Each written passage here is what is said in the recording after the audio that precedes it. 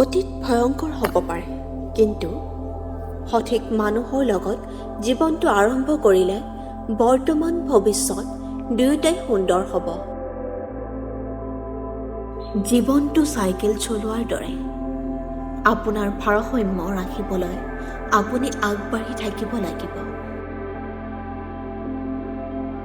শেষবোৰ সদায় হাঁহিমুখী হ'ব লাগে। বেলেগ একো নহ'লেও জীৱনৰ প্ৰতি আক্ষেপ নাথাকে। মই হাজাৰজনক নিবিচাৰোঁ, তুমি কেৱল মোৰ হৈ থাকা। মই দেখাই দিম এজনকে হাজাৰ ধৰণে ভাল পাব পাৰি। প্ৰিয় মানুহজনে যদি অভিমানৰ ভাষাটো বুজি পালে হয়, তেনেহ'লে হয়তো আৰু কোনো সম্পৰ্কত বিচ্ছেদ নহ'ল হয়। জন্ম মৃত্যু সকলো ঈশ্বৰৰ হাতত, যদিও জন্মৰ পৰা মৃত্যু পৰ্যন্ত আপোনাৰ জীৱন যাত্ৰাত যদি আপুনি এবাৰো মানসিকভাৱে মৃত্যু হ'ব লগা নহয়, তেন্তে আপোনাতকৈ সুখী এই পৃথিৱীত কোনো নাই।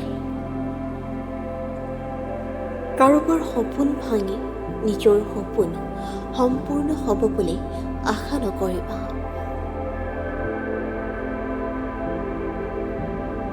এটা কথা মনত ৰাখিবা, আনক দুখ দি কেতিয়াও সুখী হ'ব নোৱাৰা, আনক কন্দুৱাই কেতিয়াও হাঁহিব নোৱাৰা, আনক কষ্ট দি কেতিয়াও শান্তি নোপোৱা। সকলো শেষ হৈ যোৱা যেন লগাৰ পিছতো আপুনি যদি জীৱনটো নতুনকৈ আৰম্ভ কৰিব পাৰে, তেন্তে আপোনাক কোনো হৰুৱাব নোৱাৰে। ধন, বন্ধু, পত্নী আৰু ৰাজ্য পুনৰ প্ৰাপ্ত হ'ব পাৰে, কিন্তু হেৰুৱা এই শৰীৰটো পুনৰ কেতিয়াও প্ৰাপ্ত নহ'ব। যি তেওঁৰ পৰিয়ালৰ সদস্যসকলৰ সৈতে অধিকভাৱে জড়িত, তেওঁ ভয় আৰু দুখ অনুভৱ কৰে, কিয়নো সকলো দুখৰ মূল হৈছে আসক্তি। সুখী হ'বলৈ আসক্তি বৰ্জন কৰা উচিত।